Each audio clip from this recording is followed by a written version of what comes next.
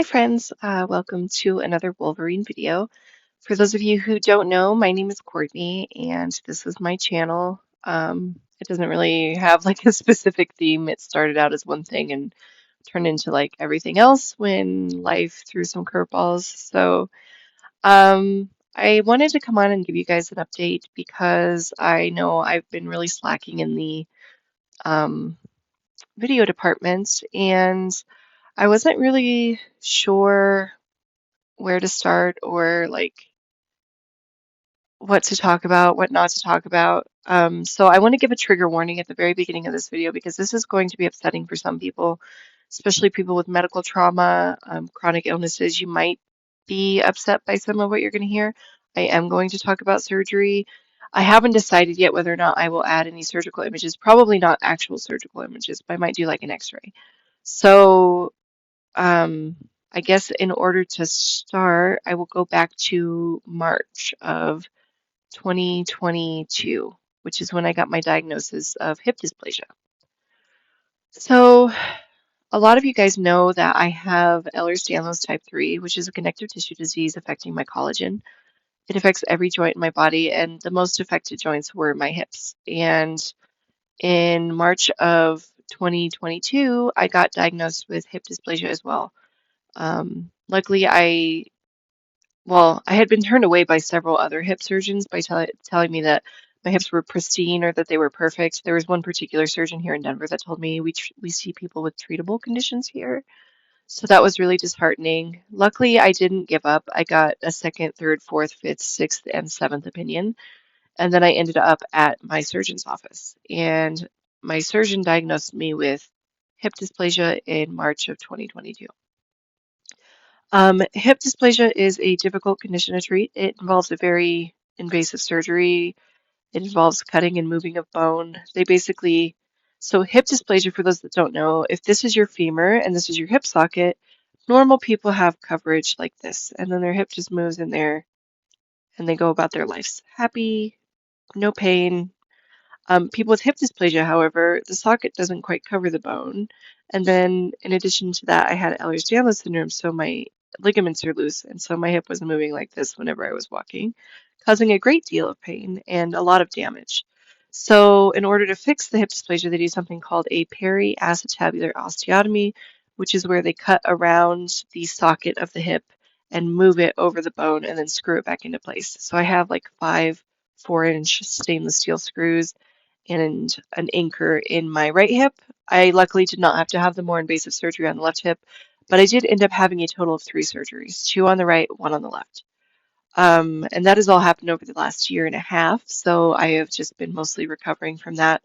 I was trying to follow my whole journey as I went, but I had some traumatic instances where it became a little bit too much for me. Um, Sorry. Still is a little bit too much for me. So my first surgery, everything went beautifully. But when I woke up in the PACU, I had no pain relief. It felt like my right leg was being torn off of my body. And then the nurse in the PACU was extremely unkind, and also I found out later stole my medication. So by the time I got to my room, I was full-blown crying, sobbing, which I don't do from pain ever. I have a freakish pain tolerance, so for me to be crying from pain is a really big deal. I had just woken up from 7 hours of surgery and then spent 8 hours in the PACU unmedicated. So that was pretty traumatic. I did thankfully have the most amazing, wonderful, awesome nurse David when I got to my room, and he literally ran down the hall to get me Dilaudid, and then brought it and gave it to me, and it worked. So I slept. I was exhausted. I ended up staying one night in the hospital, went home the next day, and everything went great with recovery. But that was really traumatic, especially knowing that I had 2 more surgeries I had to say yes to after that. So my second surgery was a different surgeon because the first surgery was for the soft tissue issues that I had, a torn, shredded labrum. So sorry guys, I needed a labral reconstruction, which involves donor tissues. So I have now 4 tissue donors. I have 4 tissue donors, 4 donated tissues. I have four or five screws, two anchors, and two plastic screws. So I have hardware. Um, my kids like to joke that I'm a zombie robot because I have dead people tissue and um, hardware, which is it's fun to think of it that way. But my second surgery went really well, but that one was a doozy. That's the one where they cut and moved my actual socket. So they cut through my pelvis in three places, moved it over the bone, and screwed it back together. That one takes a year and a half to recover from, so I'm just now at the point of saying that I'm recovered from it. And then I had a year between my second and third surgery. So that year was spent in PT rehabbing my right leg. Unfortunately, my left leg got to the point where I couldn't really walk anymore. I had to start using my wheelchair almost exclusively again. It really set me back in PT before I had my third surgery, which is the only surgery I had on my left hip, which was the labral reconstruction. I also had on both sides a teres reconstruction, which is an incredibly rare procedure that only like 200 people in the world have had. So I'm very rare because I'm like the only person on earth that has had this specific constellation of surgeries, um, as well as some other unique things about me. But everything went as well as could be expected as far as surgically. So everything healed beautifully. The surgeries all went really well. The procedures all went really well. But in the recovery of the third surgery, again, I had no pain relief. I was supposed to have several weeks to get off of my pain medications that I normally take in order to do the surgery and have adequate pain relief after. My surgeon's office called me and told me, "You're having surgery tomorrow." I was getting boba with a friend when I got that call. It was devastating and horrifying. I was so scared. I've never been so scared of anything in my life. I'm really sorry that I'm gonna cry throughout this video because it was really traumatic for me to go through. Um, the surgery again went great. They opened the hospital on a day that the hospital is not going to be open to these kinds of surgeries just for me because my surgeon's office was going to stop taking my insurance, which is why they had to do the surgery the next day, and I did not have time to wean off of my medications, which meant that the medications that they gave me did not work. Not only that, they didn't work, but also I was given methadone at the beginning before they put me under, which threw me into full-blown withdrawal. And I was on ketamine, so I was dissociating and in withdrawal when I woke up from surgery. I felt everything, but it felt like it was happening to somebody else.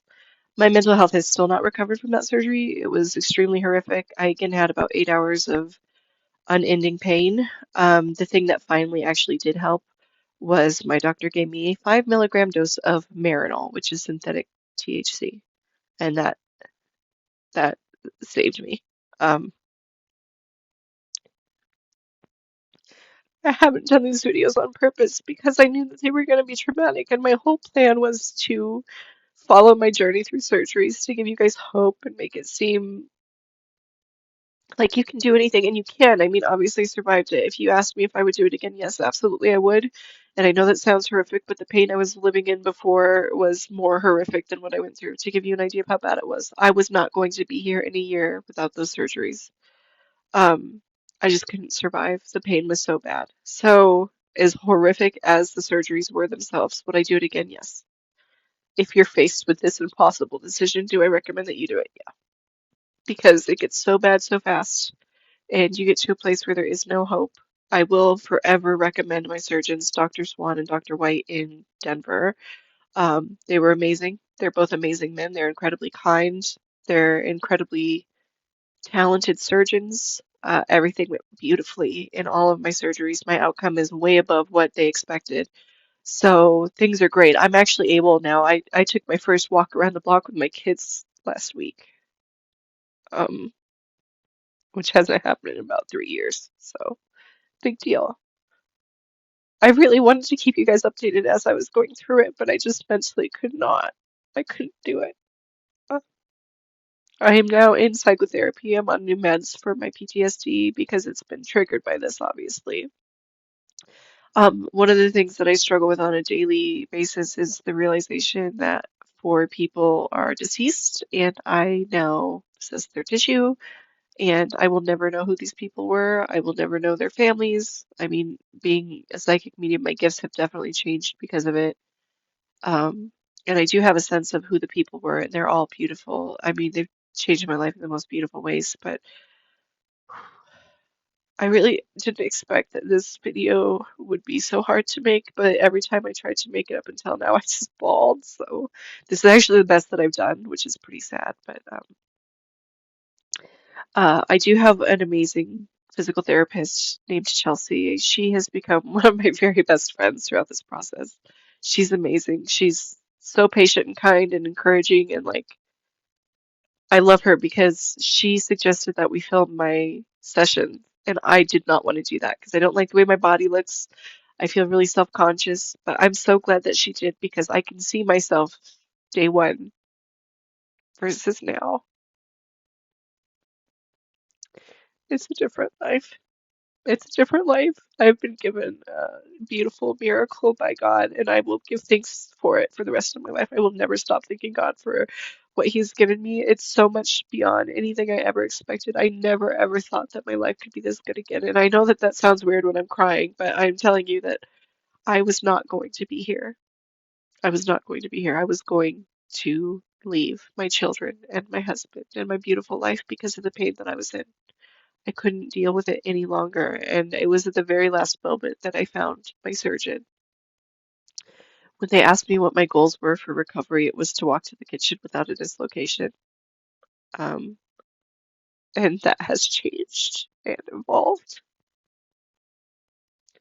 to walking in the forest with my children. And I think I will be there in the next month.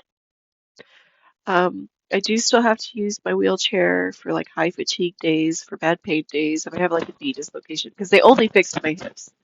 They did not cure my eds, unfortunately, but my hips were so bad that this has been completely life-changing, completely life-altering in the most magnificent, beautiful ways, and far, far beyond anything I ever would have expected or thought attainable through surgical resolution. I'm so glad that I said yes 3 times, even though it was the hardest, the hardest thing I've ever done in my life. Bar none. Hardest thing I've ever done in my life was say yes 3 times, especially after the first time. That was, it was really hard. I actually threw up several times on the way to the hospital for the second surgery because of my anxiety, even though I had nothing in my stomach. Hold on one second. Break.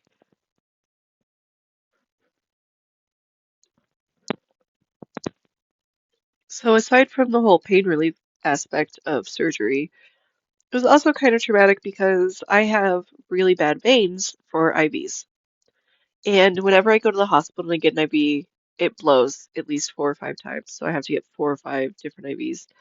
And for my first surgery, they actually, well, actually, they did this for all of them. They had to call in, it's somebody with an ultrasound machine, and they like do an ultrasound on my arm while putting the needle in. And they have to use a 4-inch cannula to get an IV in my arm that won't burst. So I end up, by the time I'm done at the hospital, I usually have 7 or 8 IVs, and I have been begging for a midline the entire time. All 3 visits, begged for a midline, did not get one, instead got stuck multiple times. 4-inch cannula, ultrasound machine, and then still blew 6 or 7 IVs each trip. But now it's in my chart, so the next time that I go to the hospital, hopefully they'll see it and they won't subject me to that kind of torture again. But that was the least horrible part. Um, yeah, it was a lot worse after that. So anyway, I am recovering well. I have been working 1 day a week at a metaphysical shop here in Denver where I do psychic medium readings. Um, I have been trying to spend as much time as possible with my husband and my kids. I've been crocheting. I've been writing. I have been playing a lot of video games. And I have been doing my PT and trying to get stronger so that I can start my new life. I am very at peace now with my decisions. Luckily, I actually had a psych appointment this morning with my new psych. She's leaving, so of course there'll be a new psych next week. But luckily, we did find a new medication.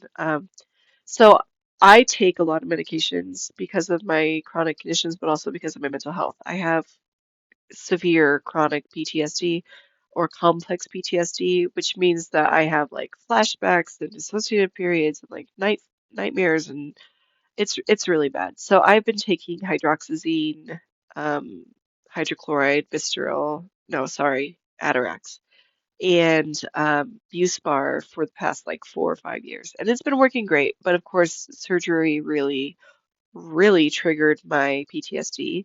I've been trying to get in to see a psych for like the last 6 months. I was on the waiting list. I got booted off the waiting list. It was a whole big mess. I finally got in to see a psych. And that was like a week, 2 weeks ago.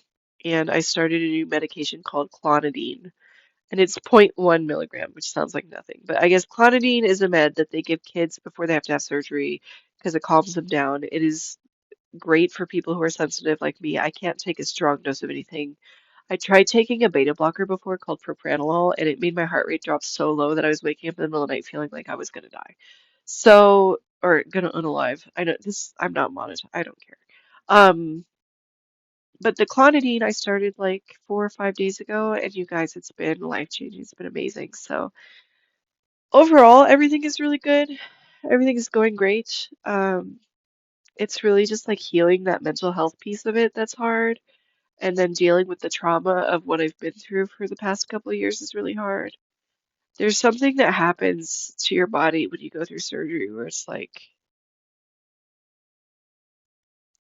you don't you don't appreciate all that it's done for you until you can't do any of the things.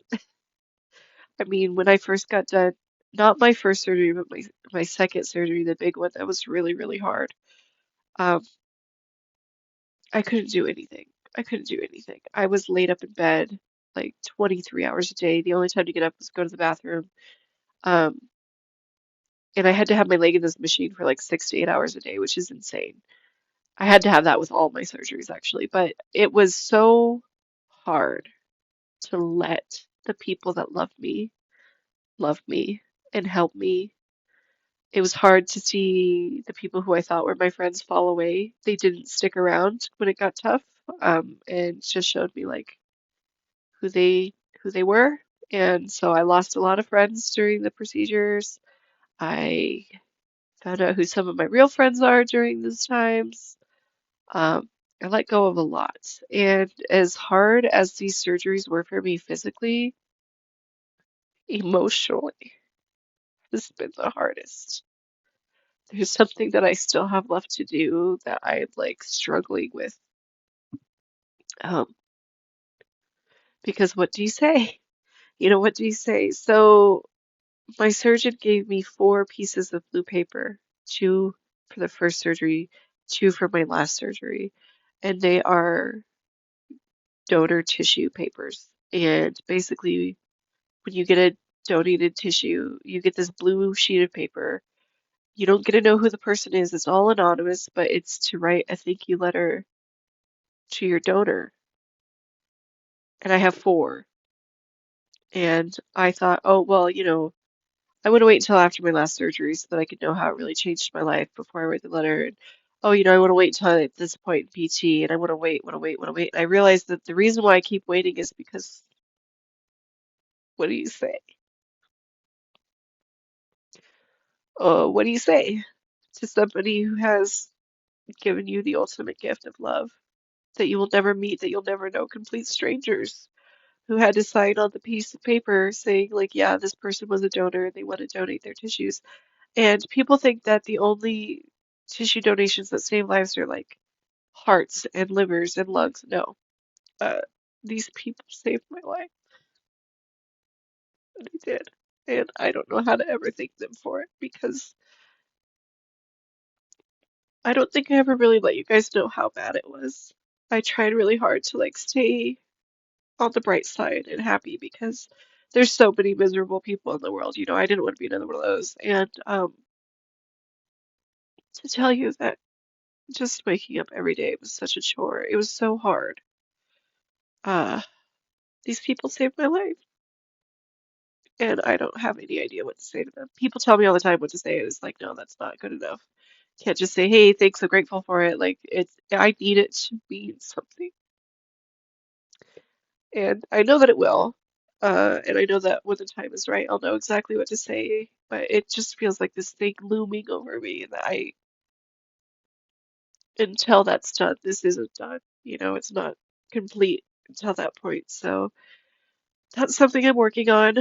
Um, but yeah, I had a really hard time, and I'm not gonna lie and pretend like these surgeries are easy, but if you need them, I would do it again. And I guarantee you probably won't have my experience. Mine was a sort of a freak experience based on the meds that I was on before I started surgery. Your doctors will talk to you about whatever you need to do or get off of. But my surgeon himself called and said, "Hey, we've got to do the surgery tomorrow because my company has decided not to take your insurance after that. So yeah, we're going to the hospital 7 a.m." Uh, and I actually have an appointment with him next month. I'm very excited. I love walking into his office. Because when he met me, I was in my wheelchair and I couldn't walk that far. And now I walk from my car into his office and I stand and I register at the front desk and then I walk to the back room and it's amazing. I do still need my wheelchair and I will still need my wheelchair on like high fatigue or bad POTS days, but I will never again need my wheelchair because of my hips. And that's awesome because they were really the worst. So I don't know how to wrap up this video. I'm sorry I was such a mess. I feel like now that I've made it, I've broken the seal on all the things that I've been holding on to. So I will probably make more in-depth videos about my surgical experiences in the future. If you guys have any questions about it, please ask me because I never know what to say in these videos. You guys are always so wonderful and encouraging and tell me like that you love my videos, but I just feel like I'm a rambling idiot. So please tell me like what you want to know specifically. I'm actually not going to add my x-ray picture to this video, but I think what I might do is if enough of you show an interest, I'll do that. But only if people are interested, because I don't want to trigger anybody. I'm going to put a big trigger warning on the title of this video just so that like nobody accidentally stumbles upon this one because this is a really big deal.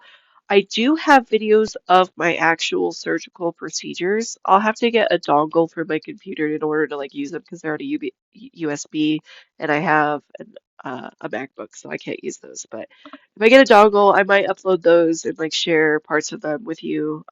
Especially the really sweet part where my surgeon is talking to me while I'm completely unconscious and cut open on his table. Um, that man is an angel. You'll never convince me otherwise. So that's all I've got for today. Things are going great, you guys. I love you so much. Please don't forget that you are all beautiful, precious, beloved beings. I'm so glad that you exist. I'm so glad to be here with you. I can't wait to take you on adventures this spring and summer. We are going to the woods, you guys. I'm going to bawl my eyes out. Can't even think about it now because I'll bawl my eyes out. But anyway, I love you. I hope that you're well. Please let me know what you guys want to hear about next in my comments section. I know this has been like a long process. I want to hear how you guys are doing. I want to give a shout out, a big thanks to my loyal followers. So many of you guys are here for like every single video, and you have really kept me going more than you understand. Like, I know that I haven't posted often, but just knowing that you're there has been huge for me. So thank you. I love you. Be kind to yourselves and each other. Don't forget to drink water, eat something nutritious today, and thank your body for everything that it does because every experience that you've ever had in this entire life is thanks to that body that carries your soul. And I think that's worth being kind to. So have a good day, you guys. All right. Bye.